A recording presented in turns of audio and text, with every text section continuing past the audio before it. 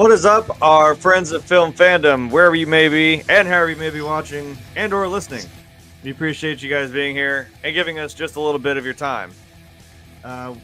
It's spooky season, and if you read the title, you know damn well we are about to get into it full force. We are the harsh truth, and once and again, as always, I am obviously not Frank. Frank's having, busy adult life things happening, so, again, he lets me drive the car, so I'll take it.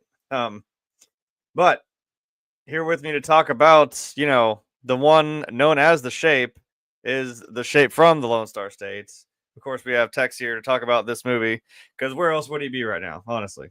How are you this evening? We got any stepdads that... Do you got any stepdads that need a little shink? I got something for him in case we just need that. You know what I mean? We can take care of that problem. We just need the duct tape. You know what I mean? So it's all good. What's up, everybody? Yeah. Hope y'all are doing well, having a happy fucking Halloween.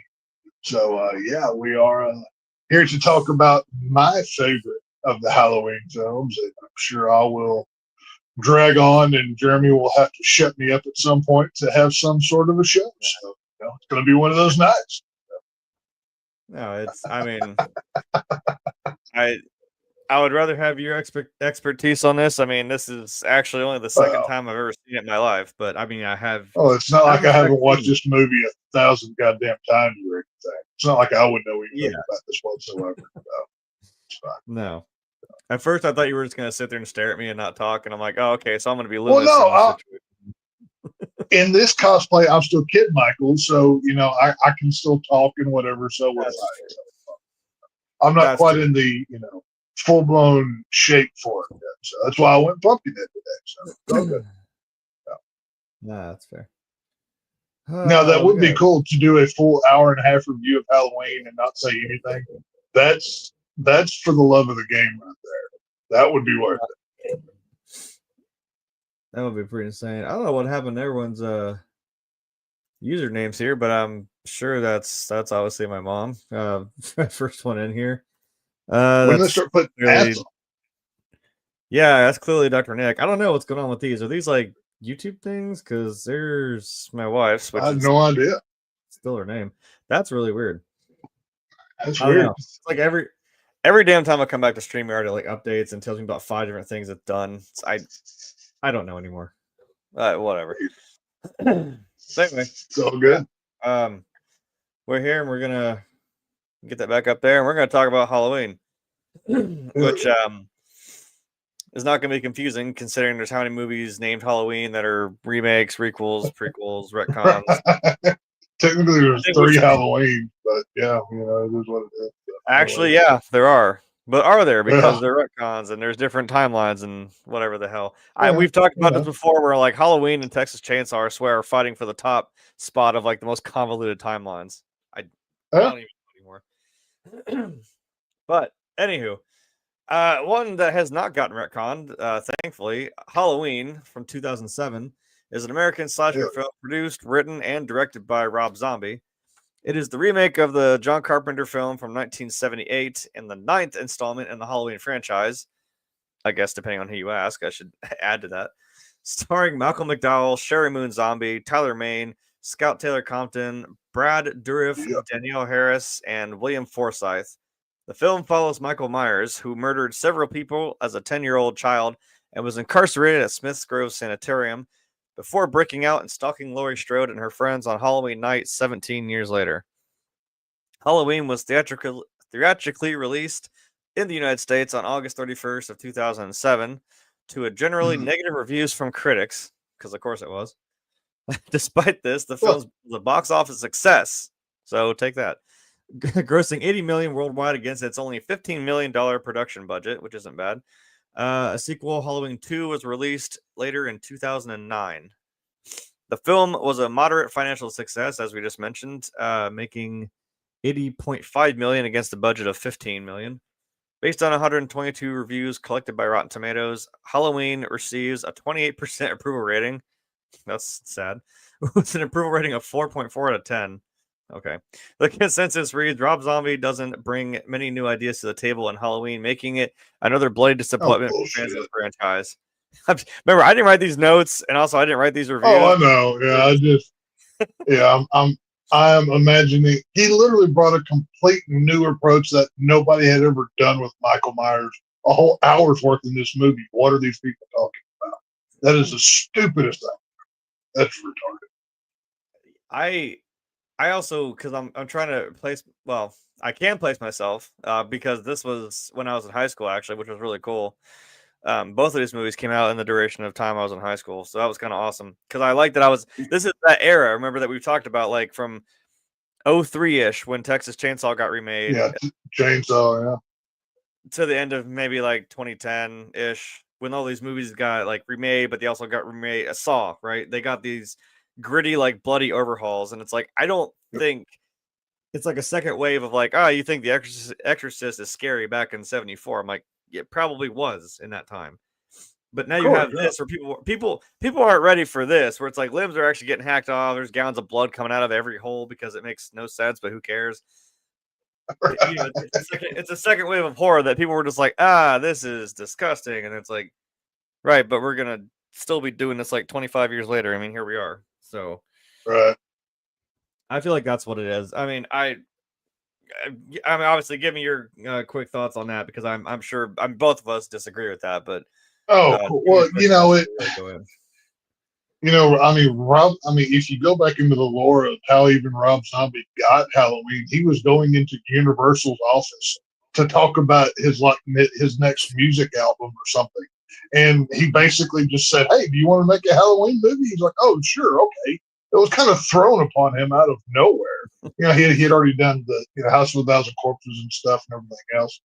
And he was And Devil's he's Devil's Reject. So 05, yeah. he obviously proved his worth. And for a long time, it's been popular to shit on Rob Zombie in his films, and I've never under fucking stood that shit. It's like, how do you call yourself a horror fan and look at what Rob Zombie does and hate? Like, that has never made sense to me. Yes, I know the rednecky tropes. He puts everything in the 70s like it's Texas Chainsaw Massacre, but that's his style. It is what it is. And whenever it came time for Rob to make this, he was kind of a damned if you do, damned if you don't, because if he just does a shot for shot remake of the original, they're going to crap on it just like they did the shot for shot remake of Psycho with Vince Vaughn just a few years before this. But right.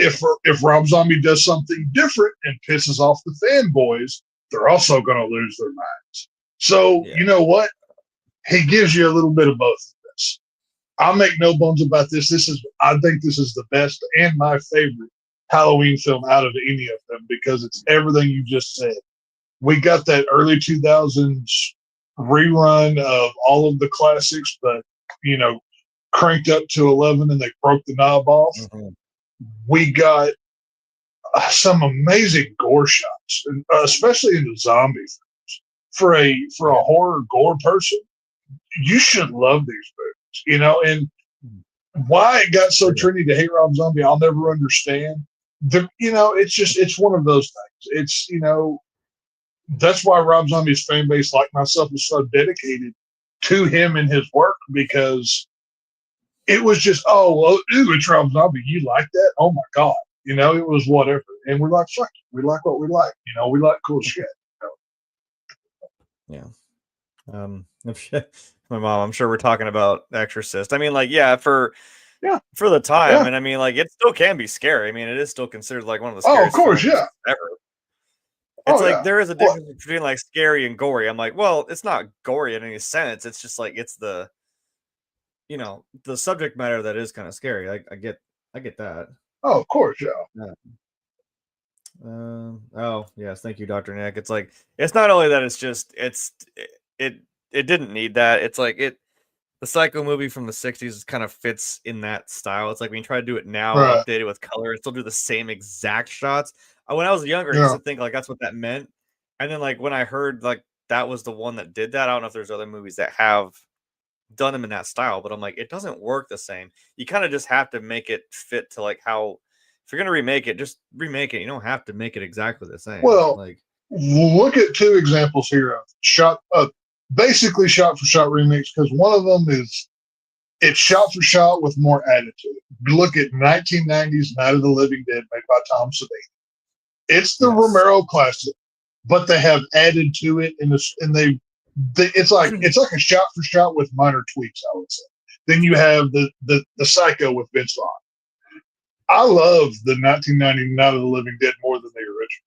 The Vince Vaughn remake, I've seen it maybe twice, and I don't plan on ever watching it again. I'll be real honest with you, because it's perfect amazing. And it's not good. Halloween is one of the Triple Crown franchises in horror. You know, it's one of those things. Yeah. Hell, it's got 13 movies 13 studio films at this point. And when it's like I said, Rob was damned if he did and damned if he didn't. No matter what he did, it was going to be put under the microscope to the nth degree, and anything that people didn't like, they're going to shit on, because it was a trend. Now, I will say, after that debacle of Halloween Ends and what that Blumhouse trilogy of Halloween movies were, Rob Zombies are looking a lot better to a lot of people. Opinions have changed. So, yeah, after we see Halloween Ends, where Michael Myers is coming in his jumpsuit, we're like, what the fuck is going on here? So something about some of these movies that have so many movies in its lexicon like this. Like when you said that made me think of Star Wars, and I'm like, yeah, that sequel trilogy really made the prequels look a lot better, didn't it? You all crapped on those when they came out. By comparison, so it wasn't so fucking bad. Looking so bad, It wasn't. Whiny Anakin doesn't look so bad when you got whiny Kylo Ren. So like, I'll take Mannequin Anakin over whatever Rey Skywalker Palpatine is every day of the week. Rey, name Palpatine Skywalker, whatever the fuck. I don't know. Yeah, so something like that do put it in perspective. Now I didn't mind this, because like I said, this is like the era of like, when you think about like, oh, I grew up in this era of like, this is horror movies, like, yeah, this is when they call it the torture porn era because of pussy. Yeah, because of Saw, right. Saw, Hostels, all of those. Hostel. That's right. Yeah, shit. So I didn't hate it, because I'm just like, this is just kind of what I was used to, I guess. And when you think of Rob Zombie, it's like when you have a film that you hear the person directing it, like when you say like, oh, this is perfect for someone like Tim Burton, like that's a Tim Burton movie. Now, you guys, I will never still understand how or why he made Pee-wee, because I wouldn't associate Pee-wee with Tim Burton, just stereotypically. But you look at Large Marge and tell me that's not the scariest goddamn thing you've ever seen in your life. That's I know that's there's the Tim Burton, I get that, but I'm just the other 99% of the movie, I'm like, okay, it's still got the wacky whimsical shit, but it's not like Corpse Bride or like Nightmare Before Christmas, you know what I mean? Something like that. Right. Even the Willy Wonka movie that he remade with Johnny Depp, I was like, yeah, it's got the whimsy kind of dark, weird, like goth shit to it. I'm like, I didn't mind his Willy Wonka. Actually, I know most people hate it, but I didn't mind. I mean, it was I okay. didn't either. I actually watched it quite a bit. I love the Gene Wilder version, of course, but I'm like, I actually didn't hate the remake. But yeah, something like this, I was like, yeah, this would make sense. This would be something that'd be right up Rob Zombie's alley. And like you were saying, it's like I think I had this conversation with somebody standing in line for some burgers, of all places. She was like, there's a certain kind of people that like something like Terrifier, and I'm like, yeah. Oh yeah. And I'm like, if that's not your thing, it's just not your thing, I guess. I'm like, yeah. So same with this. I'm like, if Rob Zombie's not your thing, it's like, okay, but it works for this, because this gives you a whole new brutality to Michael Myers. And I actually don't mind we'll talk about, I'm sure, like the dingy jumpsuit, the fucked up mask, and I like the hair flying away and shit, making him look all like, like he's been buried underground for like 20 years.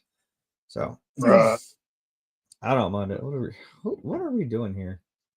Oh, I see why. because apparently Large Marge sent Casey. Oh, I have to get my killing mask on. Casey's here. Casey, come over here for a minute. I got something for you, pal. I got a surprise for you. It's real shiny. It's gonna hurt at first, but you'll go numb after a minute after it. Cut your head off. So You better come on over, Casey. It's fine. Don't worry. You better get back to your padded cell before he fucking chases you down the hallway. So. Don't he can say I was good to you, Mikey, all he wants. He's getting that damn TV, I tell you what. I was good to you, Mikey. All right. Well, first thing is kind of oh my god, my arrow is lagging. There we go. First thing we've kind of already touched on a little bit, but obviously Rob Zombie's take on a classic story, a classic movie that we've, it's been around for at least 40 plus years now. So, yeah, I mean, we've kind of touched on it a little bit, but I mean, what do you think about what he did with this movie? I mean, even just this one specifically. I like it. Because, well, first of all, obviously I'm more of a educated Halloween fan than most, I would say. I've studied these films. But what Rob Zombie did was he doesn't give you the shape that we get in the first movie. What Michael Myers was in the original film is something completely idolically different from what this is. What he gave you with Michael Myers was almost like a making of a murderer kind of thing with supernatural elements. Yeah. When you watch Halloween 78, you get, the opening scene of young Michael pulling the mask over his face, stabbing Judith in the tits, and then Michael, and then the next time you see him, he's jumping on the hand as it comes down, because that's weird. After that, you see him jumping on the top of a station wagon, and then we're off to business. What this movie does is it gives you the other side of that coin. How many times, and this is another thing that pisses me off about this movie for people. How many times do people sit there and say, "Oh, I love that movie. I wish they'd make a TV show and explain how 15 different things get a backstory." Zombie literally does it in this movie. People complain all the time about this nonsense. Zombie used the first 45 minutes of this movie, depending on which cut you're watching. You get to see, I wonder what happened to all those years in Smith's Grove with Michael. They even made comic books about it back in the day, but nobody batted an eye then until Rob Zombie makes a movie about it. And he still gives you the traditional first Halloween film just through his lens.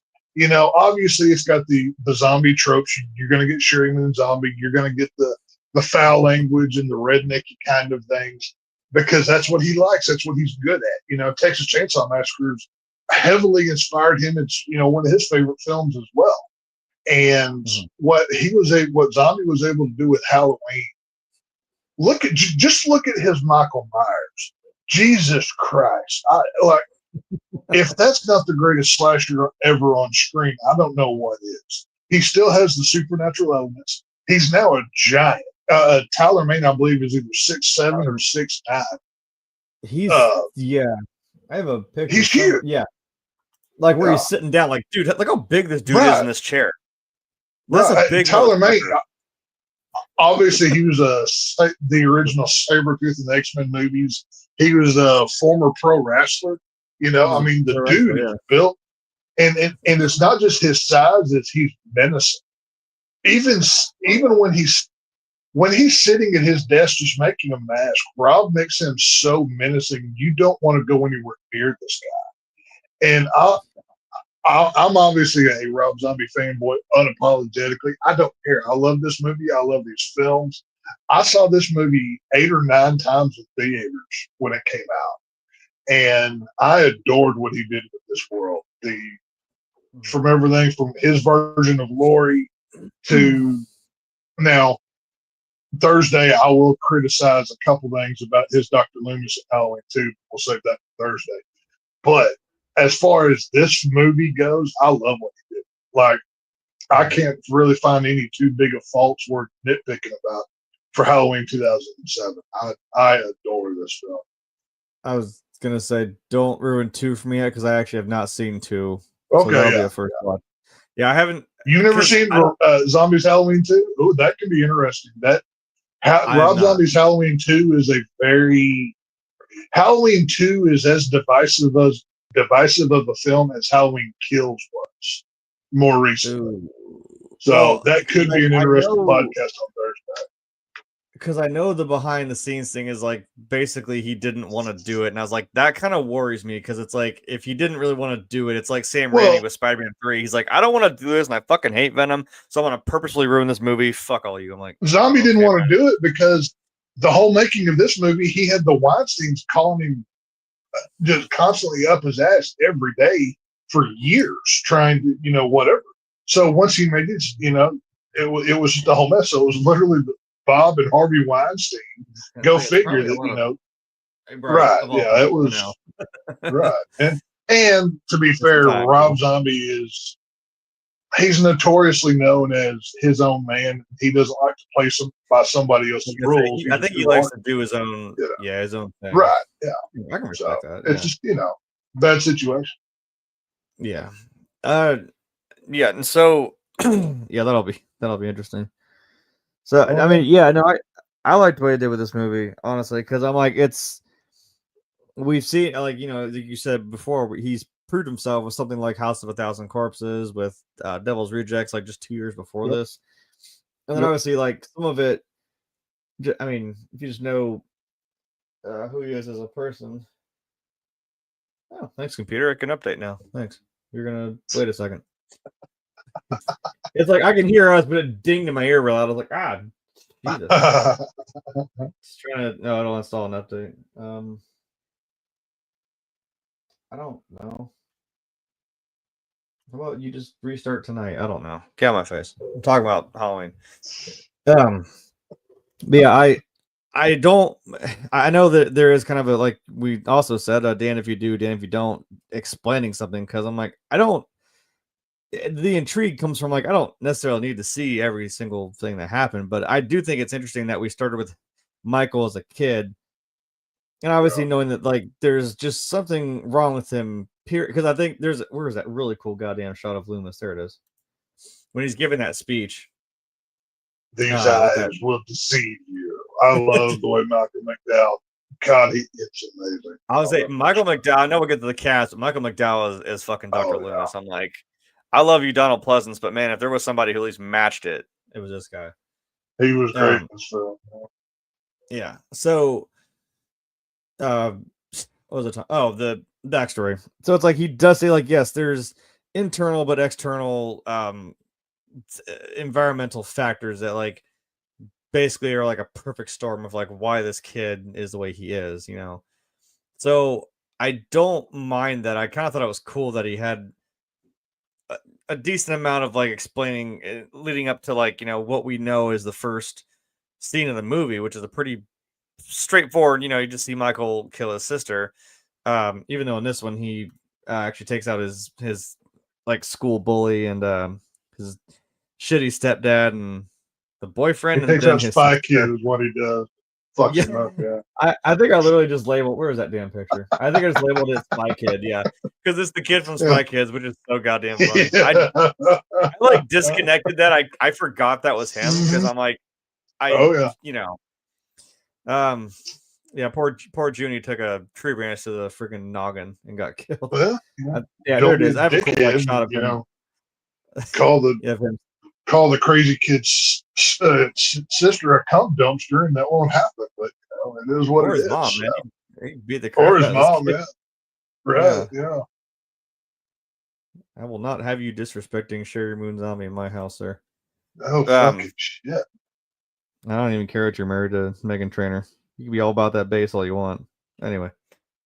Yeah. No, I like this movie because once we get that out of the way, and then like an hour into the movie, like now we're just playing the greatest hits of like the original Halloween, but again with his vision on it, and it's the brutality of it is like that's there because I mean even in the original one of the hits we replay is Bob on the wall, even though I don't know how physically a knife is going to hold up a body, but whatever, it's a cool shot. And Bob's head just gently falls back flat, and he just stands there. So That's always boggled my mind. Like, shouldn't he have draped forward at some point? But whatever. That's I'm not claiming I noticed it. I was like, I didn't realize. I forgot. I'm like, that does look like him, but I feel like that's a kid we've seen in a movie. And I had to look it up, and I was like, oh no, goddamn, you're right. Hey, Rachel's, she's a educated movie viewer as well. She knows her shit. Yeah, it's all good. That's because I, hold her against her will and make her watch movies. Did you duct tape her into the chair and said, if you don't watch this movie, goddamn, I should have. We're either watching Clockwork Orange or we're watching Halloween. You'll figure out which one. Right. God damn it. Yeah, because I thought about the time period. And I was like, wait, that would be right about the right time. Yeah, you're right. And he just, from when he was a kid to then, I was like, yeah, he just looks different. Excuse me, I'm not trying to take your thunder. Yeah. Freaking good movie, man. Cast. Do I have cast? I have one labeled cast. Okay, I have the girls. Whatever. I can't really find anybody, I guess. But this one's loaded with people we're familiar with, especially in Rob Zombie's universe of films he's made. But what do you think about this cast? Is there anybody in particular stands out to you? Dude, I could sit here and give you essays on about 4 or 5 of these people. Scout Taylor-Compton, she is. I love her so much. I named my dog Scout after her, and I'm not even kidding. She is my favorite scream queen. Her, Alexandria Daddario, and a few others, but she is by far my Laurie Strode. Tyler Mane is Michael Myers. Come on, it doesn't get any better than that. Malcolm McDowell is Loomis. Dude, nobody will ever do it better than Donald Pleasance, but I think this is as close as you could possibly get. This is another classically trained, British actor that is.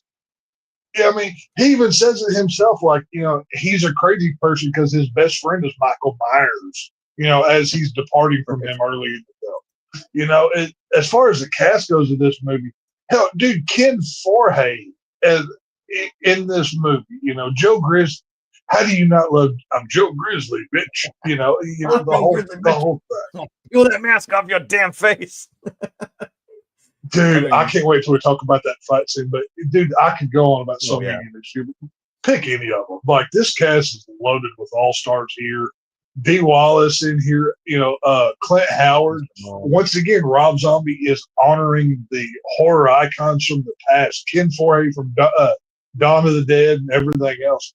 So many good actors in this movie that it's incredible. Daniel Roebuck in here as well. Another Rob Zombie standard. Dude, there's just so many. Dealer's choice on this one. It's a knockout cast. Yeah, this is hard. It's like we do. I think I'm gonna copy and paste what you said, but I'm gonna keep going because please, because of course we have Sheri Moon Zombie because that's a staple of every Rob Zombie film. And she's good in this one though. Like, I legitimately like her acting. Yeah, she's good. Yeah, it's I'm not gonna compare it to like haunt acting. I'm like, well, like her character of Baby from the Firefly movies. I'm like, yeah, it's just like hillbilly Harley Quinn basically is what it is. I'm like, but this is some fucking real acting right here. My God, she fucking blows this one. Well, she's pissed off, stressed out, single mom. That's goddamn family can't. Fucking. The guy she's dating is trying to bang her daughter, and God knows what's going on when she's stripping. Like, you'd be in a world of shit too. William Forsythe in that scene. My God, that might be the greatest dirtbag in cinema history. Like, he is just an unapologetic piece of shit. He is. Oh my God, he's something else. I would even say the kid who plays young Michael is Tyler Dagan. I can't remember his name off the top of my head right now. Something like that. But yeah, he did well. Yeah, that's an intense pair of shoes or jumpsuit rather to fucking fill. Is you're trying to portray the young Michael Myers leading up to the fact that he, well, in this one, kills what's left of like his family, save for the baby and his Boo. mom. Yeah. Happy Halloween, boo. You know. Fucking hell, what else we got? Well, like I said, we got not only do we have Baby, we got Bill Moseley, we got Otis in here, of course. I noticed this because I noticed it from the voice. This is Axel from The Walking Dead, from the prison era. I was like, holy shit, there's him. And he was in Devil's Rejects too. He was in Banjo and Soul. Yeah. I can't remember if he was Banjo or Soul. I think he was Soul. I could be wrong on that. But he was the dude that pukes up whenever old boy gets shot in the head. But, yeah. And of course, there's my boy. There's the captain himself, Captain Spaulding. Captain Spaulding, because I mean, hell yeah, obviously. Yeah, I don't know. Goddamn kids and their Halloween pranks. Blah, blah, blah, blah, blah. I love that.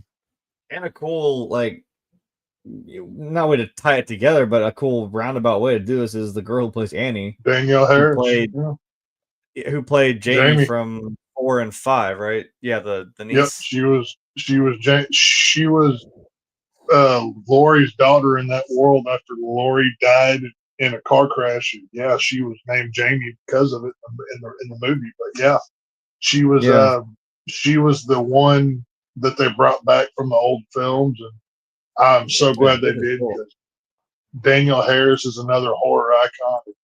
God, hell yeah, she's a fucking scream queen, like fucking to no end. So yeah, and then like I said, we got big boy here, fucking Tyler Mane. There it is. I'm like, I know there's a picture of him just towering over Laurie's mom. It's like, Jesus There's him Christ, and D. Wallace right there. Yeah, not nearly enough D. Wallace, which I think is criminal, but whatever. Yeah, there's just a whole rogues gallery of people from this movie that are awesome. All three blown. Oh god, we're doing stuff here. Was Halloween? Oh, sorry, I can put it up there instead of reading it like an asshole. Off topic. Northern says off topic, but answer when convenient. Was Halloween Kills made under a different studio than Halloween? Halloween Ends with the last trilogy. I think Frank is saying they were all three were Blumhouse, right? Yeah. Halloween 2018 Kills and Ends were all Blumhouse, and in that order. Halloween Kills was the second in the of those three movies. They were all Blumhouse. Right? Yeah, that's the poster. That's the poster right here on my wall. That's the Halloween Kills poster. But yeah. Excuse me. I also, in my Halloween playlist, Kills is, I think, my favorite one. The one that has like the violins in there for the main theme. Like, there's something about that just sounds really crazy to me. We've heard the piano, but man, when you put an orchestra to it, I'm like, wait, no, the orchestra is H2O. No, I'm talking about the one from Kills. I forgot their word too. Fuck. Did H2O have a? Really? The main Halloween thing from Halloween H2O was an orchestra strings Halloween thing. Now, if Halloween Kills did something like it, I wouldn't be surprised. But the main thing for H2O was a orchestral deal. Yeah, because I'm like, there's a version. I mean, the whole video is just it's that poster in the back. It's Michael, and the flames are like trickling behind him, and it's a. They may have had that on there as a callback or something. I haven't listened to the whole soundtrack in a while. I wouldn't be surprised, but yeah, it's. I thought I kept hearing it. It may be. And I was Halloween Kills is number 2 in the Blumhouse trilogy and the best Blumhouse Halloween movie. Halloween 2018 is fine. I enjoy it. I think it's. I think I rated it 6 out of the 13. And Halloween Ends, we don't talk about that one. Because fuck that. I think I think Northern DC is talking. He said he tried watching the trilogy again minus Halloween Ends. Halloween Kills is behind a paywall. I'm like, because it's the best one. Now, that's why. since we're talking about it now, I will bring up Northern DC. Look up Halloween Aftermath on YouTube. Once we're done here, it's a 2 hour 15-minute fan film, professionally made, that just came out last week. That takes place between Kills and Ends. It's worth the watch. It's a slow burn in the beginning. Some of the victim acting in the beginning is kind of rough at times, but once you get like the second half of that movie, it is incredible. And they do Michael Myers like they do in Kills, not Ends. So look at Halloween Aftermath to watch between Kills and Ends. It's worth it. Oh shit! I almost missed one. One more on the cast. Of course, the only Mexican that's cooler than Frank. We got Danny Trejo in this movie too. Frank got in the movie. You know, Frank used to have hair. That's crazy where it went. It's, got the hair and the sideburns too. Well, actually, that makes sense. Frank probably lost the hair once that TV, like electrocuted it off his head or something. Probably how Frank was involved. That makes sense. Yeah, Danny Trejo, man, he's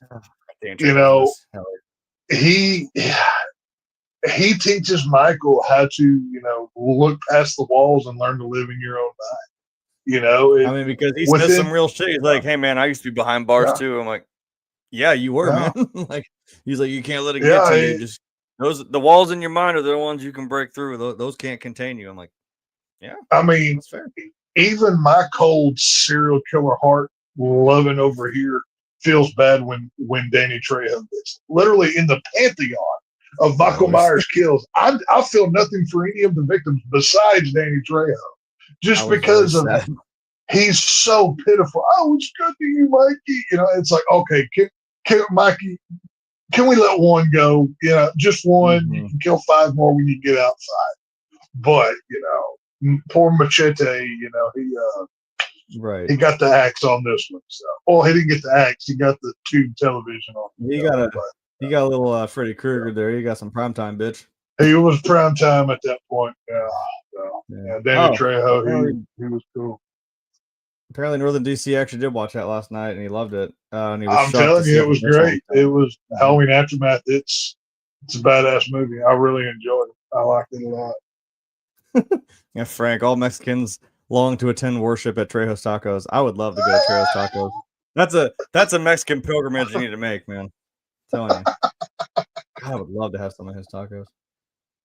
Like when I met him, he had some of that merch too. Like he had like some cookbooks, like some hats, t-shirts of that too. And then of course, like I like to have like a t-shirt or something, like Trejo's Tacos. That'd be kind of a cool t-shirt to have. I thought about it, and I was like, you're spending so much money on this con. I'm like, I know. I try to not do that too much. He was a cool dude. Oh man. I think I had him is it back here? Oh, it's right behind me on this shelf. I can't believe that they never made a pop of Machete though, specifically. Of Machete, no, but like I do have Yeah. I was gonna say I actually got It's just a Danny Trejo pop. It's not Machete specifically, but I had him sign. I'd buy one of him as Machete or the bartender from Dusk Till Dawn. Either way, I would buy one of those. Those would be worth it. Yeah, I was like, this is just normal Danny Trejo, which I'm okay with, and I had him sign it. Normal Danny Trejo. It's just normal Danny Trejo. That's back there with my Goddamn, I'm thinking of the character, not the actor. God damn it. Cara Dune. She got fired from Disney. Gina Carano. Oh, Gina Carano. Yeah, Gina Carano. Yeah. Yeah. Got the stuff back there. Yeah. Because I met her that same day. Had her sign a poster. Hell yeah. Now we got that out of the way. Let me show my shit off. Yeah. Plot. Well, I think we've that's a good picture of them too. So yeah, like we said, plot. Half the movie is, the buildup of Michael Myers, assuming that he kind of just dissociates and doesn't remember killing anybody. Yeah, he's got a dissociative disorder, pretty bad. Like a textbook, psychopath. Like he just does not remember that shit. He probably blacks out. Just because as we've said, he's the embodiment of just pure evil. And it's I love that that's just the only explanation to it. I'm like, you don't have to really explain it to a degree, but I'm like, it is just that he is an evil person, you know. The scene, I mean, there's so many scenes in this movie that are so memorable, but for me, there's two that really stand out. The first one is Halloween night as a kid, and he's sitting there at the table, just, you know, flicking candy corns, eating candy bars, yada, yada, whatever. And literally out of nowhere, just, you know, gets up, grabs a roll of duct tape and a knife, and then we see him, you know, he pulls that mask down, and he's standing over, you know, drunk stepdad, which he had to be more on. There it is.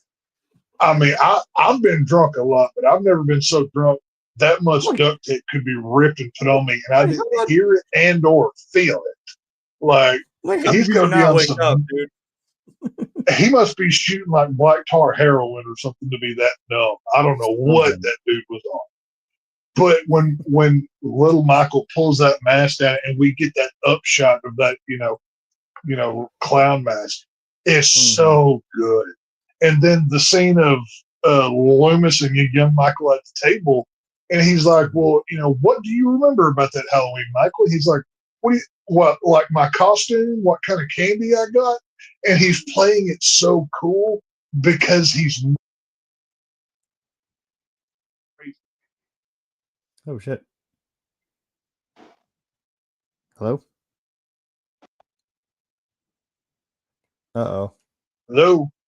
Yeah, you hear me? There we go. There we go. Yeah. Okay. Sorry, people blowing my phone. But yeah, no, that scene right there when he's like, "Yo, you know, the only thing he remembers is his costume and, you know, what kind of candy he got that night." Like it's crazy to think all that can go down. It's nuts. And he even asked his mom, like, "Hey, so how's everyone at home?" I'm like, "Yeah, dude, you killed all of them." Like, what the hell? Right. That's and you know, that's what's so great plot-wise about this movie is it's built into the plot of literally Michael's mask. It's like all of the memories go into the mask. They don't go in his brain. You know, they literally stop here. He doesn't let them in. And it's, you know, I mean, I'm no psychologist, you know, psychologist, whatever. But it's you know, it's like the whole argument of, you know, which one's the real mask, Bruce Wayne or Batman. You can say the same argument about like a Michael Myers, and especially this version because once he gets to a point at, you know, in Smith's Grove, he's only wearing masks, and at this point, Danny Trejo has basically said, "Hey, just don't say shit anymore." So he reverts to living in his own head. And that's what's so great about this version. And that's what I never understood, because it's like I said earlier, people want explanations. Oh, well, how come Iron Man's suit is red and gold? We need an 8-episode Disney Plus series about the paint that he got for his armor or whatever. People want everything explained. Rob does it in this movie, and it's done smart. There's not one decision plot-wise when it comes to Michael that it doesn't add up or it doesn't make sense. And I think it works really well. I really enjoy the plot. Yeah. There is a right way to do it, and I do agree. I think this is, like you said, it's like you almost think that this is like one of those documentaries, like you said, like Making a Murderer or something. Like this is leading up to obviously like him doing what he does. And the funniest thing about this plot, how many times have we seen Michael violently escape the asylum? He doesn't do it in this one. If you watch the director's cut of this movie, if those two dirtbags don't go to his room, he's going to rot in there till he dies. He's going to sit there, make his mask. He's going to do whatever. But the two dirtbags have to go in there and try to assault that poor girl in front of him to set him off. And then he just walks away. He just gets out. He gets out, and then, you know, he kills Danny Trejo. Oh, people keep calling you. Give it a second. Hold on. Yeah, you got me? Now we got you. Okay. Okay, yeah. But no, like, you know, that moment is when he once he just quietly escapes from the asylum, now, of course, he wipes everybody out along the way because, like I said, depending on which cut of the movie you're watching. But, if they had just not went in that room, none of this would have ever happened. That's what's so crazy. Yeah. And you know what? Danny Trejo would have still been alive. You motherfuckers. He was having his Danny Glover, I'm getting too old for this shit, his one day from retirement speech. And that's the shittiest part. He was like, I'm like a month away from like retiring, and like and it's like it's not so because like it's because Danny Trejo, but also I'm like, you didn't have to kill him of all people. I really thought like you think for a minute because he keeps saying like Mikey, I'm gonna put these cuts back. Like I'm just gonna help you. Just go back to your room, And when he's turning around, the he's way like, Danny Trejo's hands shaking that scene. Oh my God! It's like Danny Trejo in that moment, he's playing so scared. Oh. His hands are just like this, like he can't even get the cuffs on. Like that scene is, man, that's one of the roughest, roughest kills in this hallway. Oh yeah. He even tries to be like, Michael, let's not do something that both of us are going to regret later. I'm like, I don't know if I would have said that to him either, but like, Jesus. Now, I will point out in that scene is and this is why I wore my orange pumpkin mask. It's not the actual one, but it's a pumpkin mask. Mm-hmm. I love the look of Michael Myers in this movie in that orange pumpkin mask. Obviously, the white Shatner mask is the standard, but I would argue if they made if they went this whole movie with just that orange mask, and at the end of it, he gets back to that Shatner mask, I don't think anybody would have cared. I'll be honest with you. That orange pumpkin mask is so cool. I've got the action figure of it from years and years ago. I adore that look of this character because, if you look within his room, his literal walls are filled with paper mache masks. And I forget where in that room, but he even made a paper mache version of the Shatner mask as well. Yeah. I think it's on the right side, kind of like midways up. But that orange mask that he wears and, killing Danny Trejo and escaping, I love that look for Michael. It's an alternative look that I think should have stuck around longer. I would have loved to have seen the whole movie with it, but of course it wasn't going to happen. Kind of like that would have been the lead up and the nice bomb drop of like at the end. Then now you see him as the Michael Myers we know. Like you see, like you don't see Jason Voorhees with the mask until like the third movie, really. Until part 3, is when he gets the hockey mask. Yeah, that's what I'm saying. So, and which again convoluted shit, but which is it? Leatherface, the origin one, like where he has like that weird like half mask or some shit. No, that was Texas Chainsaw Massacre the beginning. No. The one where he was like younger. It was a younger, good-looking kid. Are you sure? Oh well. Okay, wait, no. Well, you're talking about the version I'm talking about in Chainsaw the Beginning was the prequel to the 03 film where he had where he had that Hannibal Lecter style mask. Are you talking about in Leatherface where after he's been shot, his mom puts it on his face? Is that what you're talking about? Yeah. Okay, yeah. That was more like straps on his face than it was anything. That was really weird. Yeah. But that's what I mean. I'm like something that's like the before what we know is we know him wearing people's faces or like with before he looks like that right there. It's cool to get I just like that orange mask because it's so. We've obviously seen Michael popping out of a dark background with that white face. How cool would it have been to see like Myers pop out of a cornfield with that orange mask and he's just standing behind somebody and all you can see is that face? That could have been so cool to see, but it didn't stick around very long. No, it was cool. I'm gonna find one now. Damn it, because there is like a front facing shot. I think it's when he's sitting there with Loomis. Of what, the orange mask? Yeah, when he's sitting in the chair, I think, right? Well, you get to see it when he's walking in the hallway, when he's sitting with Loomis. There's a few scenes where you get shots of it when those two rednecks come in with that poor girl. There's a few shots with it. It's not in the movie too long, but you do get to see a good bit of it. That's the white mask. I'm gonna try to find this. Maybe type in Halloween 2007 orange mask movie or something. Hell, I don't. Wait. Or if you're going for a specific shot, more. Kind of. This is when he's talking to Danny Trejo. It's not really.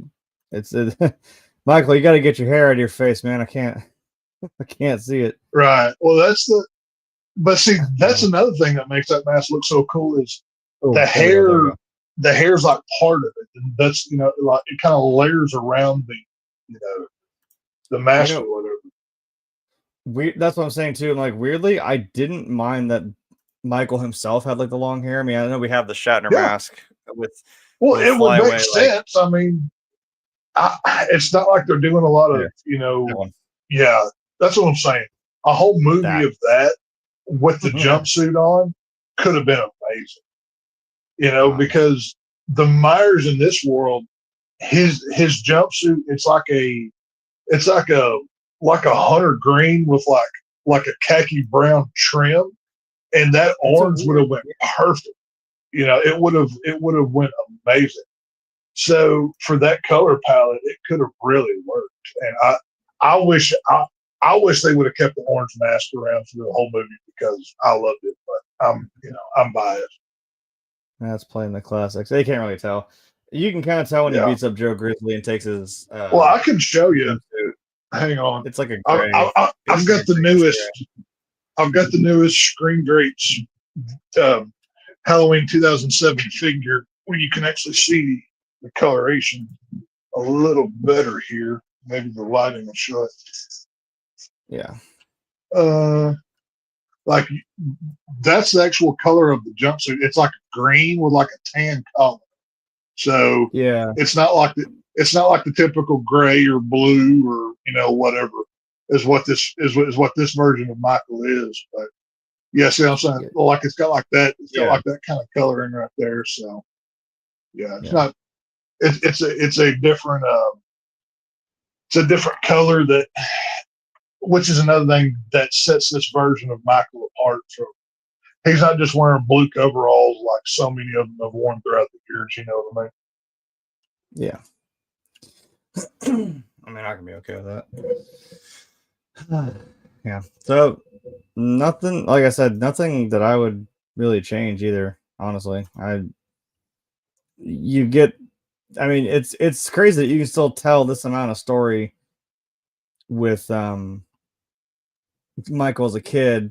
You get a little bit, like you said, like with what we see happening in Smith's Grove, leading up to him stalking around Haddonfield 15 years later, and still get like the gist of like what the original movie was. And they even kind of give you like the little fake out at the end, like when they even say the lines from the final movie when Laurie gets in the car and says to Loomis, like, "Was that the boogeyman?" And he's like, "Yeah, I do believe it was." And Michael's like, "Surprise, bitch!"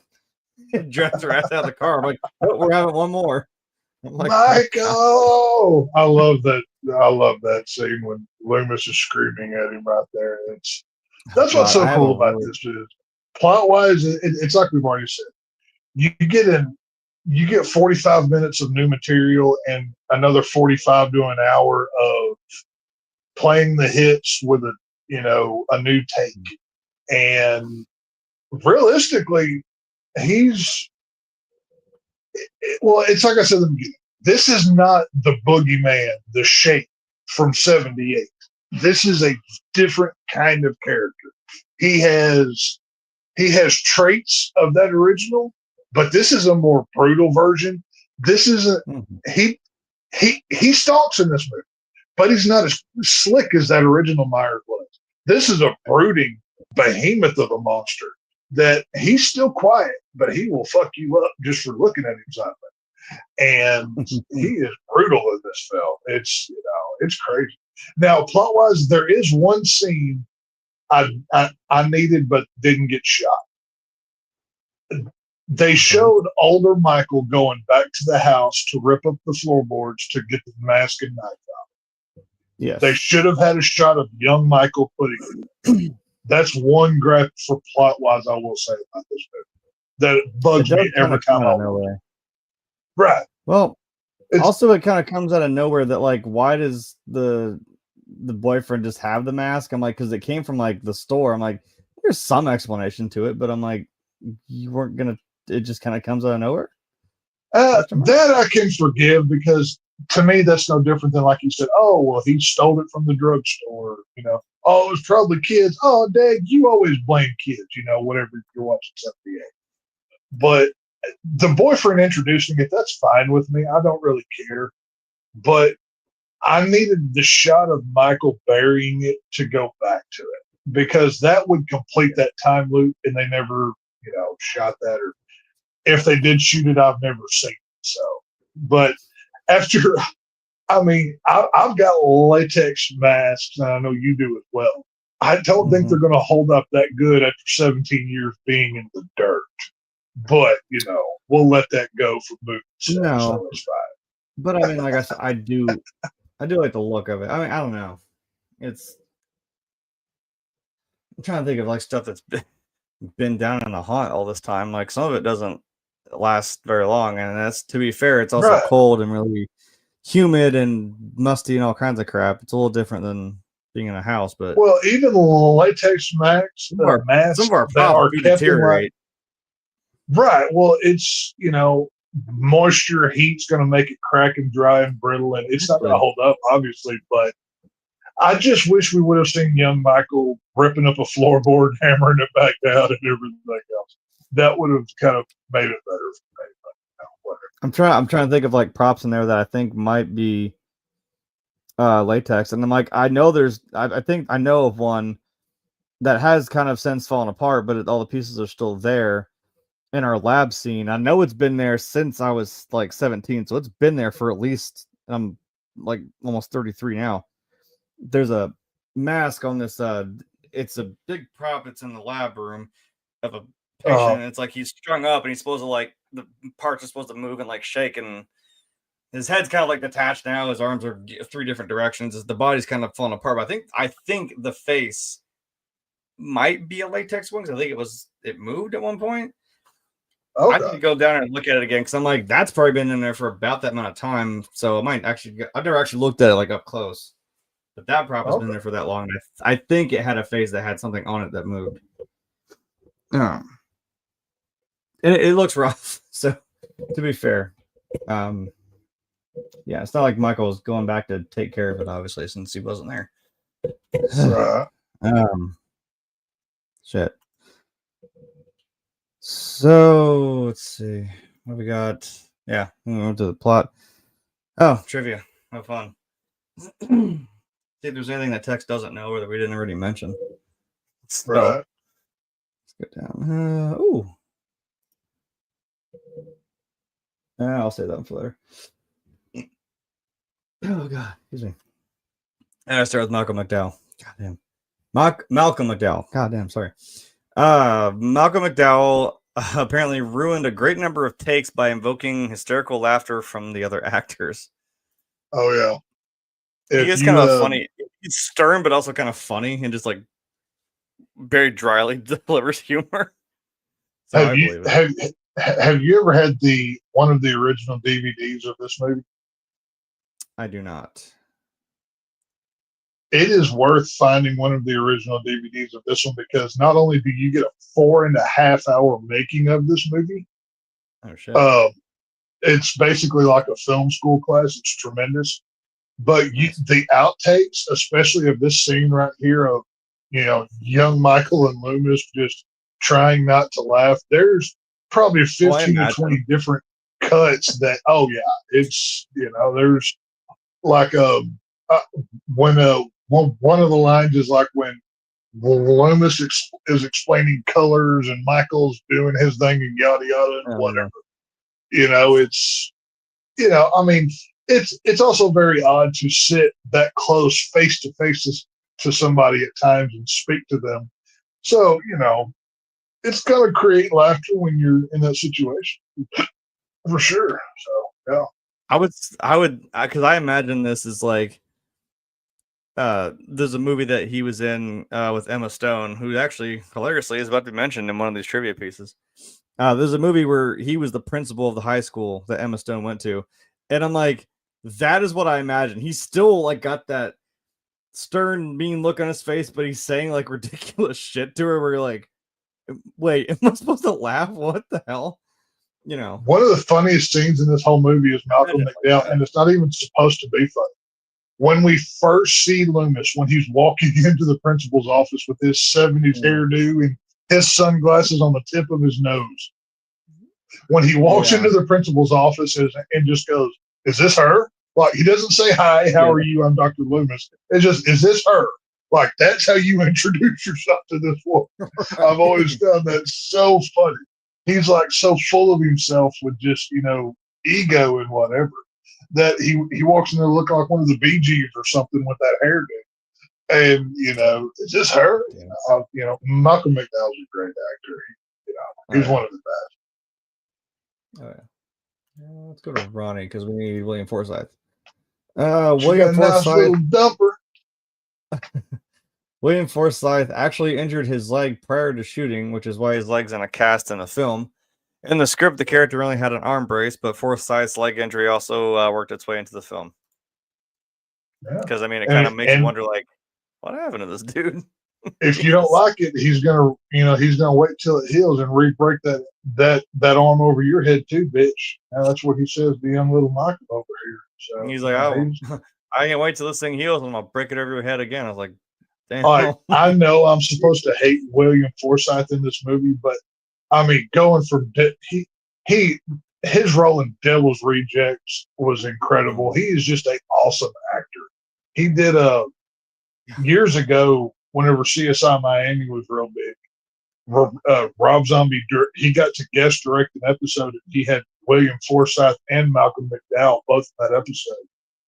Just two good actors. That's another thing. Rob Zombie gets shit on for his actors. He reuses the same ones. Well, so do 15 other directors. And Rob Zombie just happens to have some really, really good ones. So, the dude's good. So does Tarantino. So does Tim Burton, as we just mentioned. Like, yeah, many do. So, what the fuck? Whoa! Don't hit the address bar. Oh, look at that. That was the next one. I need. Where's that damn picture of her? This whole damn movie, I didn't get a picture of Laurie Strode. Are you kidding me? I'll go back to this one. Love Scott Taylor-Compton. Yeah, Scott Taylor-Compton. So apparently one of the what could have beens, as I mentioned earlier, Emma Stone apparently auditioned for the role of Laurie Strode. No, hell no. Would have.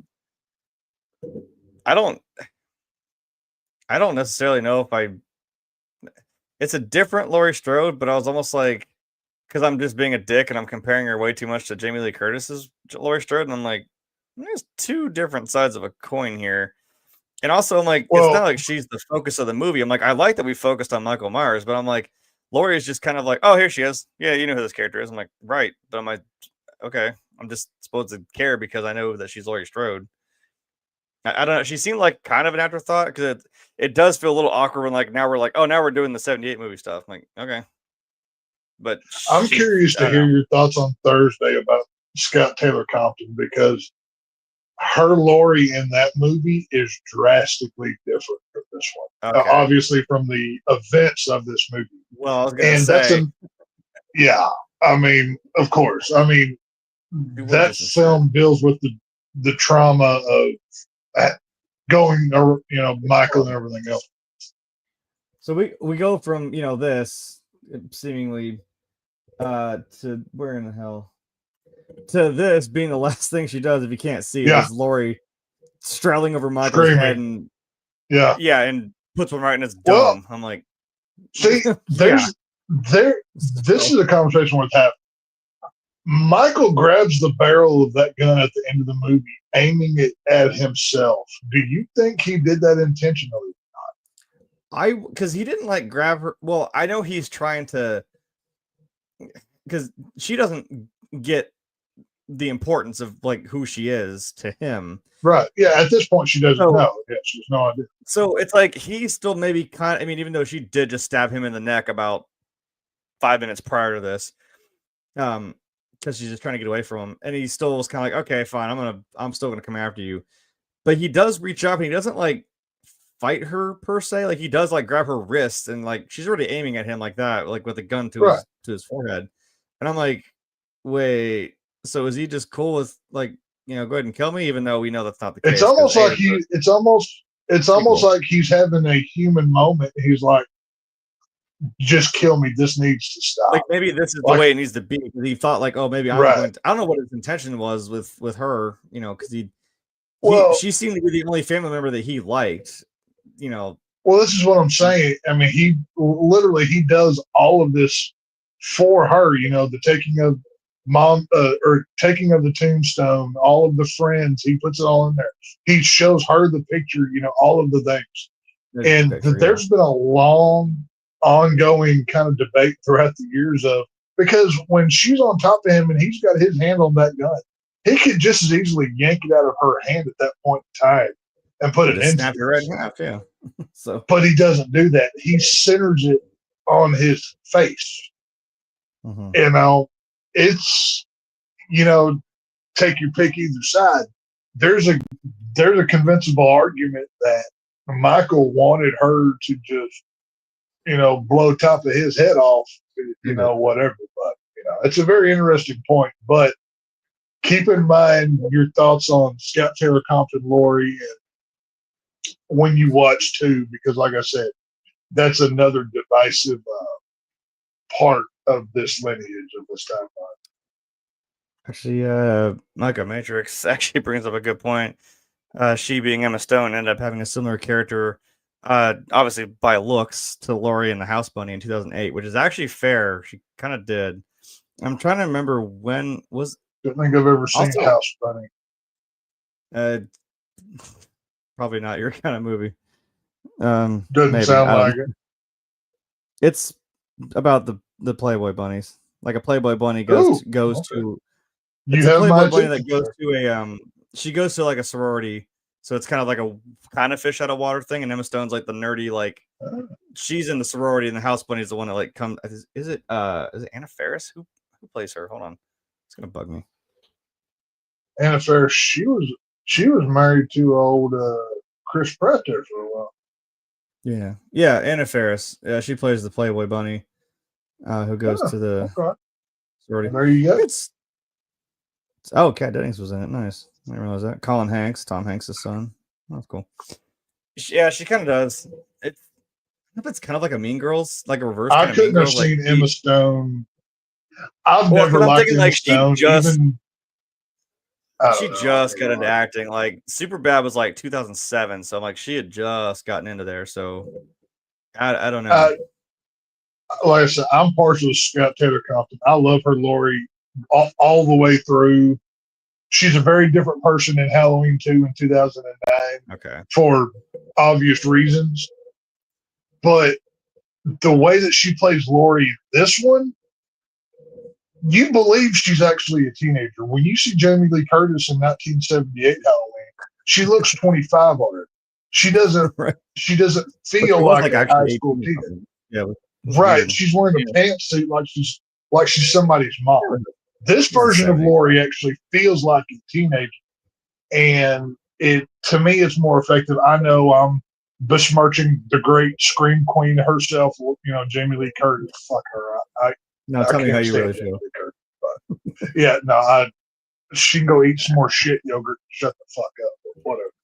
But yeah, no. What Scout Taylor-Compton does is she does have that naivety to her, where she feels like a Yeah, she's I mean, when we first see her, she's playing a joke on her mom about, the guy at the hardware store wants to do bad things, mom. Ooh, fucking with her and shit. It's just funny. Where's that? Where's that damn picture? I'm gonna brain fart. You'd think in a movie about Michael Myers. Oh fuck it, I haven't used this one. This is a cool shot. Speaking of Tyler Mane, Tyler Mane is the tallest actor to portray Michael Myers. He's a height of 6'8". That's a big boy. Motherfucker, I thought he was 6'7" or 9. They get me right in the goddamn middle. Fuck these motherfuckers. I was almost right. Well, wait, did we? I don't think it's mentioned, but we can mention it now. Because speaking of that, Joe Grizzly's also about like the same height as him. And that fight in the bathroom stall, I think they said like they didn't use like stunt doubles. Those two guys went at it and they broke the fucking bathroom wall. Not only did they didn't use stunt doubles, but that stall wasn't built to be breakaway. They screwed up and they built it when that was a legitimate bathroom stall, glass and all. So as they're breaking doors off and bending metal, that's them legitimately going at it. But Ken Ford, he can he can hold his own, and like I said earlier, Tyler Mane's a former pro wrestler. He can, he knows how to throw hands. They, these weren't couple push boys walking around. No. Okay, let's get. That's at the end. That's the only damn good picture I could find of him. At about an hour and 4 minutes into the movie, the actor who sells the gun to Malcolm McDowell's character is none other than the Monkees drummer / singer Mickey Dolenz. So I like his line. Do you want to kill it or just piss it off? Right. I like when he says like, that's a 22, and I was like, that ain't gonna work, buddy. He's like, yeah, you want to piss it off or you want to kill it? A 22 ain't it, Bubba. You need something bigger. He's like, yeah, here, 357. There you go. That scene is so relatable because I've heard hundreds of conversations like that going to gun stores myself. If you really want to fuck it up, buy this one, or whatever. It's just one of those things. It was relatable dialogue of a situation of, the Johnny Redneck behind the counter, he's just trying to help old boy out, So great scene. Because I like how what it ends on. He's like, so what are you hunting? And I'd be like, yeah, the embodiment of pure evil. That's what I'm trying to kill. Jesus. Let's go back to the asylum. It's not like I have very many of that. What is this? It's the boyfriend. Fuck it. I'll go back to this picture.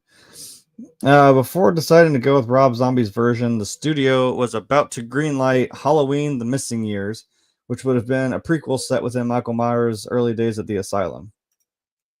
Which, I mean, we kind of got that. Yeah. So there's a book. It's called Taking Shape, I believe is the title of the book. And basically what it is, it's like 15 or 20 different Halloween scripts from over the years that never got made. And that was one of them. There was a few different pitches prior to, Rob Zombie getting made, because think back, the last time you saw Michael Myers, he was kung fu fighting Buster Rhymes at Halloween Resurrection and killed the franchise. Yeah, true. Resurrection. Yeah, Resurrection is the only redeemable. That scene is Jamie Lee Curtis getting her ass yeeted off the fucking roof. After that, you can turn the movie off. Well, but she does the Michael thing, like, oh, look, now she's gone. I'm like, okay, right, yeah. It's so, people shit on Halloween 2007. Think back a few years to what Halloween was. Tyra Banks and Buster Rhymes fighting Michael Myers. I think this is better.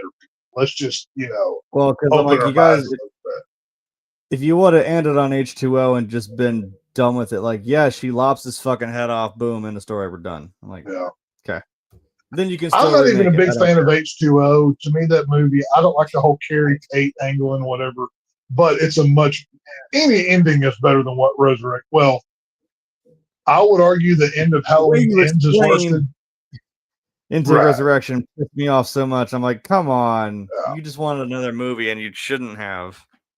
Right. God, it's the Rob Zombie making this literally cleansed the taste out of everybody's mouth of what those movies were. Resurrection. Halloween needed to go in a different direction. It's like you stated earlier, 2003, we get the Texas Chainsaw remake. This got a remake. Friday got a remake. All of them I love, by the way. Ready. And did too. No, what are you talking about? I don't recall that movie. Did that movie happen? I guess I forgot that one. Huh? It's crazy. But some guy with some shape shifting mask looked like a Rorschach test. Some guy named Froggy Krueger, maybe. Isn't that what everybody was calling him at that point? But I don't know what that was, but I actually feel bad for Jackie Earl Haley because he is a good actor. I loved him in Watchmen. He deserved better, but I had faith in that because I'm thinking of that scene like, you're not here with me, like you're all in here with me. And I'm like, that guy's Freddy Krueger? Holy shit. Okay. And then I was like, I had hopes for that, but it wasn't meant to be. But the horror remake era of the early 2000s, it's obviously a time we both treasure, and I think going down the line, it will get more attention than it has in the past because it deserves so much more. And movies like this one right here, Halloween 2007, once people have seen, oh God, what was Corey Cunningham in Halloween Ends? Jesus Christ. They look back on this one now and go, you know what? I don't like the rednecky, foul mouth stuff that Rob Zombie does, but at least he respected Michael fucking Myers. You know what I mean? I think we owe Rob Zombie an apology. Jesus Christ. I don't owe him nothing because I've been praising that man's name. No, I mean the people that are like, this movie's dumb. There's many that need to start writing some apology notes to the man. But it's it's the popular thing to crap on Rob Zombie films because I guess people are jealous. I'm not really sure, but fuck it. Let's get Michael back in here. This first movie where Michael Myers actually talks. In the 8 movies of the original timeline from 1978 to 2002, he doesn't say a word. Very impressive streak, but I don't mind it because you have to know he obviously said something at some point because Loomis just kind of says eventually he just stopped talking. He didn't talk for the next 15 years. Like, well, and that's the whole thing is, we had, Halloween 6, H2O, and Resurrection. Michael never says a word. You couldn't just, if Rob Zombie had just done a traditional Halloween film, it would have blended in. It would have been more of the same. It would have been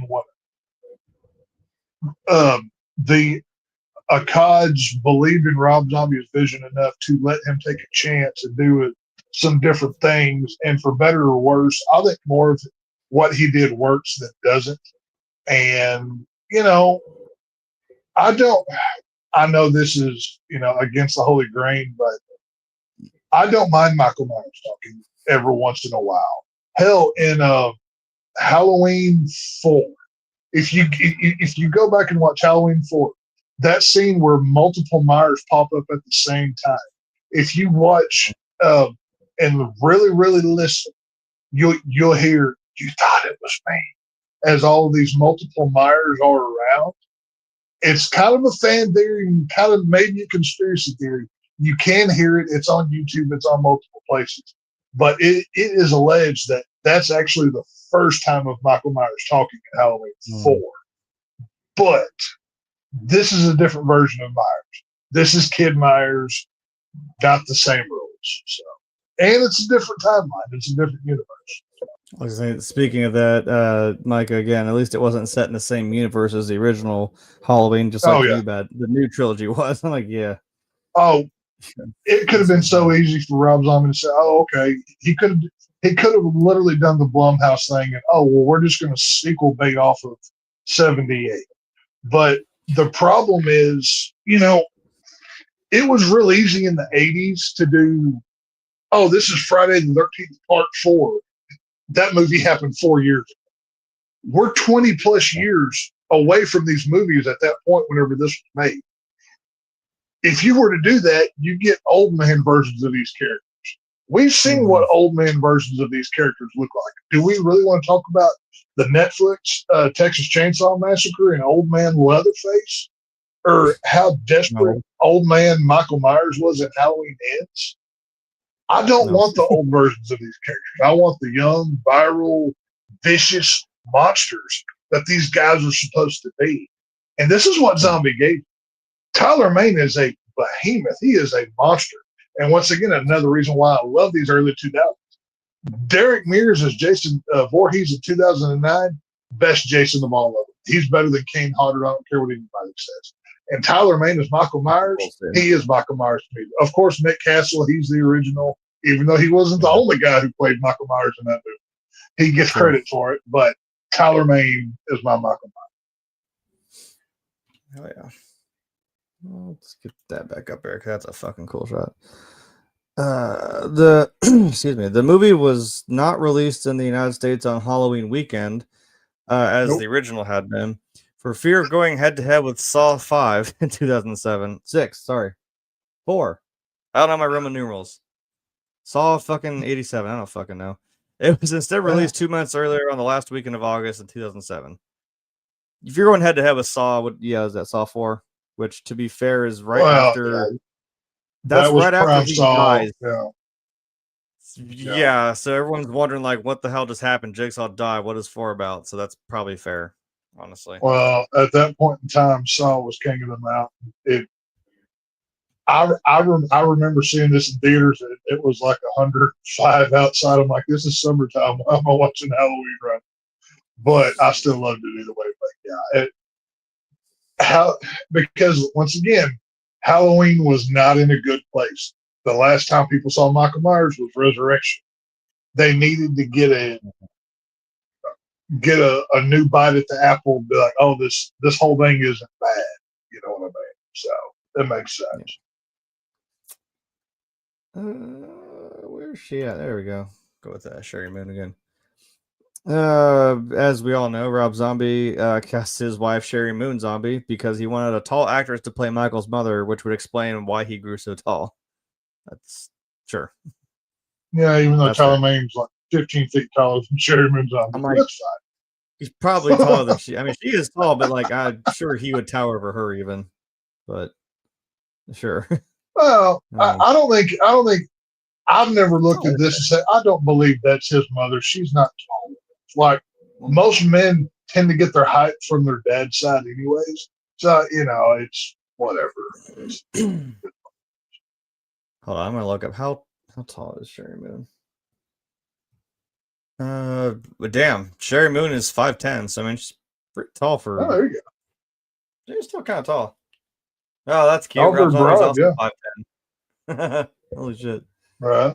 I like that it puts like Sid Haig is like 6'4". Yeah, Bill Moseley's 6 foot. Like, yeah, no shit. No, that's cool.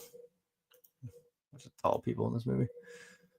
Oh god! Ooh, because I want to use this really badass shot I got of Loomis screaming at Michael when he goes to shoot him. It's a fucking good shot. I love that pull. Yeah. Another one that could have been John Hurt was considered for the role of Dr. Loomis. That could have been interesting, honestly. John Hurt? Who is that? Yeah, the guy that had the alien burst out of him in the first movie of Alien. Oh, okay, yeah. Oh, I didn't. Okay. I'm up to speak. I could see it, but I could see it, but I would not like knowing what we got with Malcolm. I wouldn't have wanted anybody else in that role.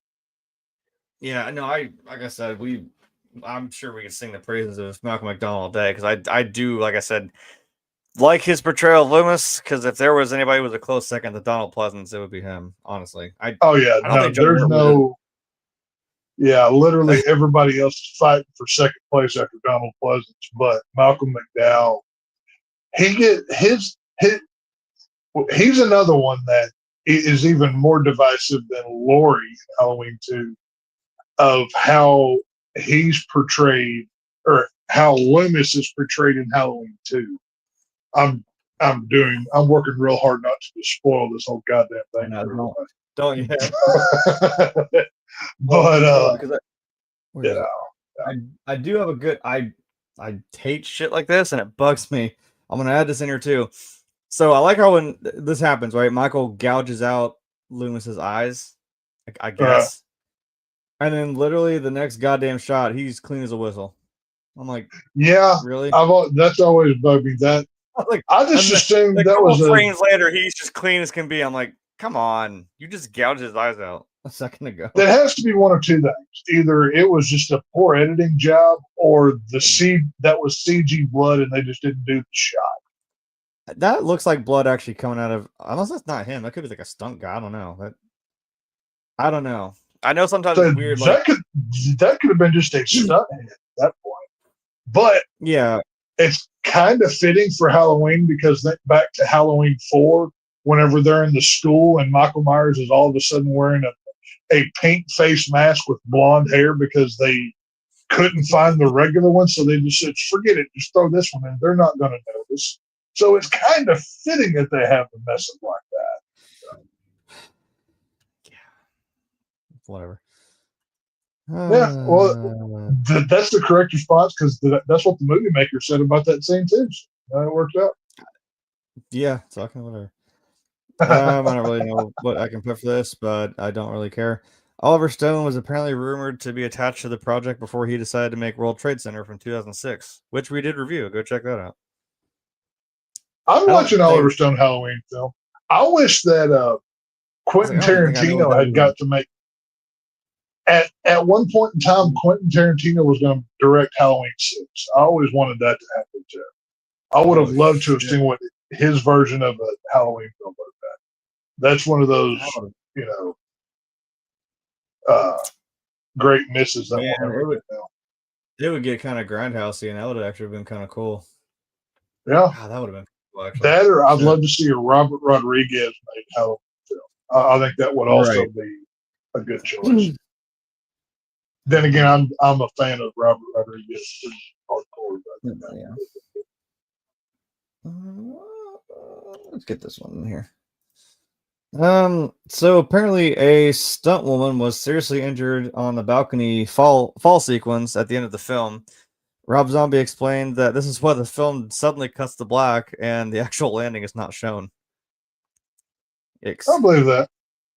Well, movies is scary business, kids. I'm telling you. It's actually kind of funny whenever they were making this film because Tyler Mane, he's a big dude, he's a strong guy. He was kind of rough with actors on the set because Rob would just basically tell him, "Yeah, fuck him up. This needs to look believable, especially with the whole Joe Grizzly thing and everything else." So it's you're gonna. I mean, you're a stunt person. Obviously, injuries are part of the job. And I'm not saying that, you should fall off and break your neck on a balcony or whatever. But, but there's a chance. Part of the territory. I could flip everybody off here on camera, but I actually probably can't see it very well. I actually injured the top. Right, you can kind of see the corner of my finger there. I actually ripped open part of my finger last weekend doing the haunt. So trust me, it's part of the fucking part of the job. I went to fucking scare somebody. My buddy was coming this way with a chainsaw. I saw the opportunity. I went to grab a prop, run back towards her with it, and I just slammed my finger straight to his chainsaw and ripped like a good, like the whole size of my pinky nail bit of skin just off the top of my finger, and it bled pretty good. So we're good now. I think we're back to normal. But man, I've got plenty of other scars. I got a scar on top of my thumb from a previous year. I've got scars to prove it, man. It's working and shit like that is no joke. Oh yeah, no doubt. Got myself a boo-boo for this year. I like to think that I don't know if I've gone a year without. Gain, as they say. I like to believe I haven't gone a year without hurting myself, but I don't think I have. So maybe 1 year I will. At Mika Matrix says Quentin Tarantino's Michael Myers was used for some of Halloween Ends version. Oh, okay. Yeah, I've heard some of what that script was going to be. I don't know. I don't know all the script details, but I just would really want to see a Tarantino fucking what does that look like? Like, I mean, that's going to be pretty. I mean, this version of Michael's insane, but Tarantino, I thought that dude can get pretty fucking creative. Hostile type shit, I'd like to say it. I'd be down for it. All right, we gotta address Danny Trejo one more time. Danny Trejo's death scene. I know. His death scene was cut from the work print after studio heads complained about it. Robbie lobbied to them, stating that it was important to show how brutal and uncompassionate Michael's character truly was. And the final cut, Zombie won out and was allowed to put the scene back in. I'm like, yeah, that right there does give you like a you think for a moment like he was the one who like told him like, hey man, just don't let the walls get you down. Just live inside the walls of your own head. Those are the ones that can't contain you. And he's like, when he's telling Axel from Walking Dead, he's like, dude, I've been taking care of this guy for like 20 years. Like, I know, like, he's not saying like they're buddies, but he's like, look, I know this guy. And when he goes in and he kills him, he's like, Mikey, I was good to you. Like, I was your friend. Like, what the hell? You got feelings for this big idiot? Something along those lines? Yeah. He's like, you got feelings for him? Like, right. Like, motherfucker, you're going to die in this movie. I can't wait for you to fucking die. Like, you're going to die bloody. Right. Thanks, Frank. Suffering for the art. Trust me, I've spilt real blood of my own for that job. Believe me. Oh Lord. All right. What's the? Oh, good. The last one that I spent the first part of this show trying to find a picture for. I will put this up here because I needed to find it. Tommy Doyle. God, I'm not even gonna try and say that kid's name. Kid who played Tommy Doyle. The Halloween costume in this movie bears a striking resemblance to what Otis Driftwood wears at the end of House of a Thousand Corpses. Mm-hmm. And I, for you lovely people, have that picture. So there's Tommy Doyle. And there's your... you put a cross on that forehead upside down, and you got an Otis B. Driftwood. That's it right there. I'm like, that's pretty damn close. Interesting callback. It's a cool makeup design. It is. I like it. I mean, I know he says I am the devil and I'm here to do the devil's work, but I don't know if I would pull it off. I'd put something else on my face, maybe, since I played Satan. I don't know. It would have been so fun to see some kid running around in like in a little Captain Spaulding outfit or something. Right. Like that, right. That could have been cool. Like, because, I mean, it's not canonical, both movies to each other in this world, but it could have been believable if, Captain Spaulding, he had TV commercials. He was famous, everything else. If somebody was running around in one of those Captain Spaulding for President T-shirts that he advertises in the movie, do something like that. That could have been cool too. They had a shirt of like Captain Spaulding's famous murder ride, or like a Dr. Satan. Yeah, world famous murder ride and fried chicken, and monsters and Mad Men and all that shit.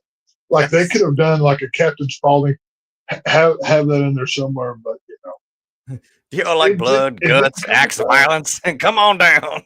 You want to scare the holy guacamole out of little Johnny and Susie? I love those Captain Spaulding commercials. They're so good. Don't forget to take yourself some. I swear, fried chicken. It's just a damn. If I ever get a chance, if they ever make a Captain Spaulding prequel, I will find a way to audition for that role. I need to play him in a fucking movie. I am born to play that role. That would be great. I'd love to know. Yeah, interesting to see how that. We'll see.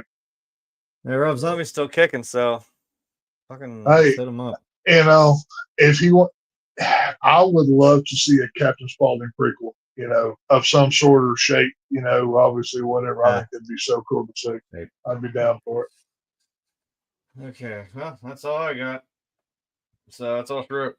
So final thoughts on Halloween 2007, the Rob Zombie remake. Go.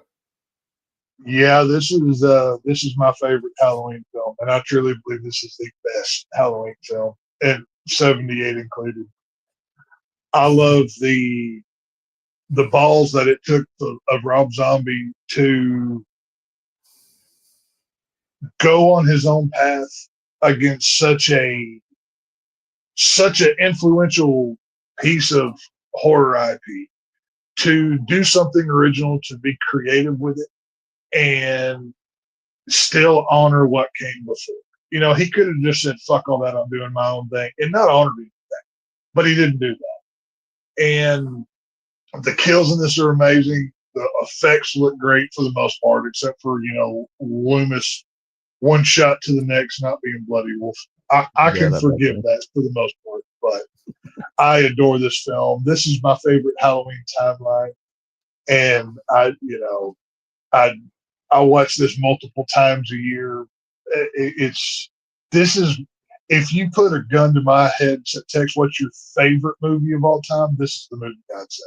It's not the best movie of all time in my opinion. That's Texas Chainsaw Massacre. But favorite, I'd go with this one. It's just so much fun to watch. I love this movie. So if I call you wearing a ghost face mask and ask what's your favorite scary movie, you better say Halloween 2007. I'm gonna say Rob Zombie's Halloween, and then I'm gonna say, motherfucker, I got a chainsaw for your little glittery robe ass. Come fucking get it. You know, good luck. All right. Yeah. No worst costume to try to run in. I don't know if you've ever worn a ghost face costume. You can't run in that damn thing. You wonder why if you watch him, he fucking pratfalls like one of the three. Right. I mean, yeah, he falls in every movie he's ever been in, to the point where Scary Movie made it a plot point. But yeah. Yeah, I mean, oh god. But yeah, no, this is favorite movie of all time. Yeah, Brian Weaver, I do agree. As I speaking of which, the poster for this is pretty damn sick. I'm not gonna lie. Yeah, this poster. Then there's another one. Well, there's a couple. There's this one, and then there's one where it's like it's the Michael that's standing there in the middle, and it's got the house as the background, and it's got stuff laid within it. The artwork for this movie was really, really cool. I enjoyed it. It's got like that bright orange, and then when we get to Halloween 2, it's more black with a darker orange. Like it's similar but different. Yeah, I've seen the poster for 2. I'm like, and I like simple posters. I'm like, I love the fact that it's just this brutal, just him like in mid swing with the mountain. It's raining. I was like, that's a fucking cool poster. Like I like it's him in the cornfield, and you can just see with that left hand, he's holding that ponytail up just above the corn, because I'm sure the censors were like, hey, we can't put the rest of this on that poster, so put some corn around that, or whatever. But yeah, Rob Zombie's, the artwork that they use, the music. I love my phone alert has been Halloween, this version of the Halloween theme for years. Like if you call my phone any time of the year, it's going to be this. I appreciate that Ken Forsythe came into some Rush. So I appreciate that. Oh yeah. Oh, dude. They had Kiss God of Thunder, my favorite Kiss song in this movie. Like Michael Myers is in the Kiss army. Wearing a Kiss shirt. That's what I'm saying. He's in the Kiss army. That's awesome. I mean, but to be fair, when you've got Rob Zombie making your movie, who has access to all these rock and roll stars, it probably wasn't hard to get the licensing to these songs from the guys that he probably knows. So he probably knows these guys. It probably wasn't that hard. Yeah.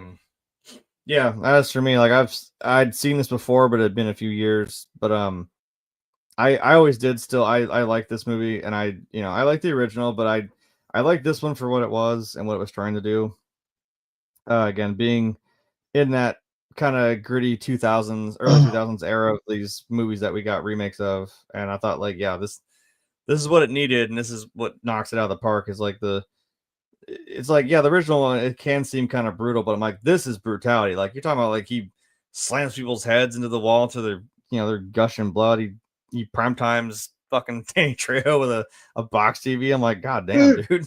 This Michael Myers drove a goddamn 2x4 through a fucking house like it was nothing. Like, you do not want to mess with this man.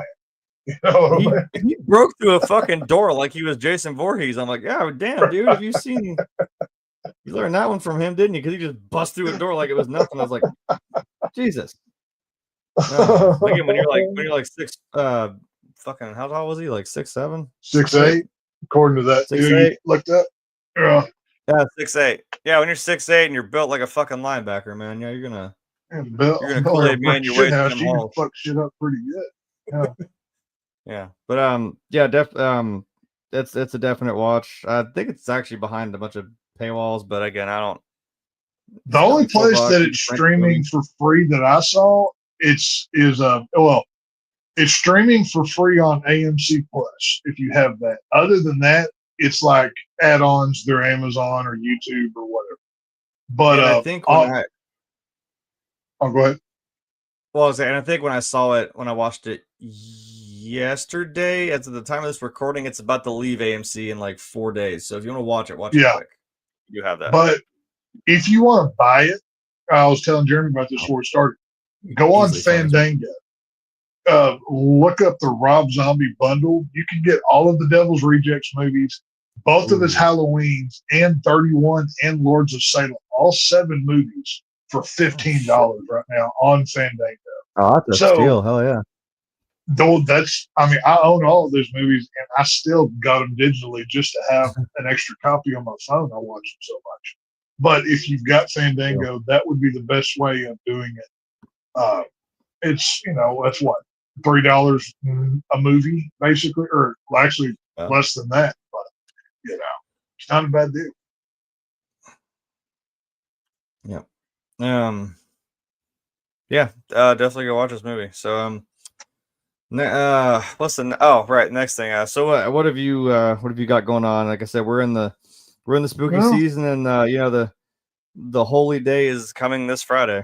So what you got spooky going season this year. Well, my Halloween plans, if you on the odd chance that anybody actually sees this, in Dallas, Texas, Joe Bob Briggs is having his Halloween get together. I will be there at the Texas Theater on Friday night. So be like, hey, I'll watch your world famous Harsh Truth show that is YouTube pushes so well and that everybody knows about. Be like, hey, Tex, I saw you on there, and we can have a beer because so many people watch this show. But other than that, that'll be it. The important people watch this show. The cool people watch. But I will say Thursday will be my last regular reviewing on here. So it'll be my one for the road. So make sure to be here Thursday for my goodbye party, as life just doesn't want me reviewing movies right now, unfortunately. So make sure you're here Thursday. Maybe I'll actually crack a cold one on Thursday, since we're hell yeah. Well, see, that's the funny thing about being the shape from you never know when the shape's just gonna fucking appear, so you got to keep fucking watching. That's something that's gonna show up any goddamn time. So who knows? So we'll see. That's true. You might look out your window and you see Texas standing there by a fucking tree like I might be standing there and be like, hey, right there.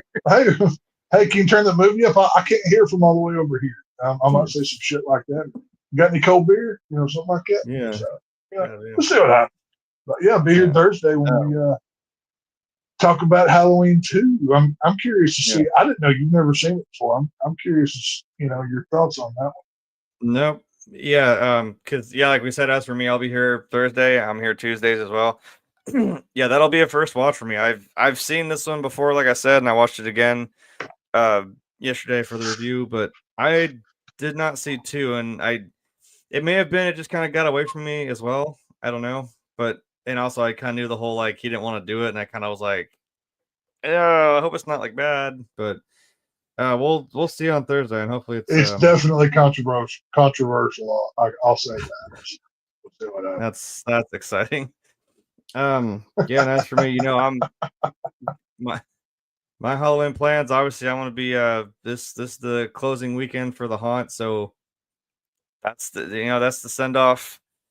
And as much as I think it could either suck or it could not suck, because either everyone wants to show up because it's Halloween on Friday, which I'm like, somebody shoot me, because it's gonna be a long weekend and a long night, so to speak. But then we also have Saturday. I mean, it could be long or it could be dead. I mean, people may be already done doing their thing, so who knows? You never know. But I say all that stuff, but I do enjoy it, so I'll be finally not half dead to the goddamn world after I might take a week or two to recover, but I'll be less sore and hopefully again another scar added to the. Try not to lose any more fingernail this weekend. You know what I mean? At least all of it. I mean, like this was a weed whacker, and like there's no one from a chainsaw. Now that one's from a chainsaw too. I'm like, well, at least it was something cool, kind of. Hey, at least you got a good story. But when you're sitting at the bar and something like, "Yeah, almost lost my finger to a chainsaw," you can sound like a badass. Working out a hunt, yeah. That's the part you don't tell them about. Just like, yeah, a chainsaw almost cut my finger off. That's what you go with. So make it sound. I almost did. Well, there's a scar on top of my pinky that I actually did almost cut my own finger off once. That was fun. I almost lost the tip of my fucking pinky. Yeah, it's gnarly. But I got to keep it. So yeah, don't put an X-Acto, don't let an X-Acto knife go across the top of your pinky, kids. It hurts like a fucker. Yeah. So, checks out. Yeah. So anywho, yeah, that's what we got going on. I'm sure hopefully Frank will be back in the driver's seat, but next week. But I don't know what we're doing next week because he's not down there to tell me. But actually, Frank just sent me a text message. He says Halloween 2007 is his favorite Halloween movie. That's crazy. Really? Yeah, he just sent me a text message. Son of a bitch. He said it's better than Halloween 1. There you go. Frank said it, not me. Oh, we're gonna fight this week. We'll see you guys Thursday. Goodbye. Happy Halloween. Remember, don't babysit on Halloween night because you're just asking. Don't be a babysitter. You're fucking asking for it.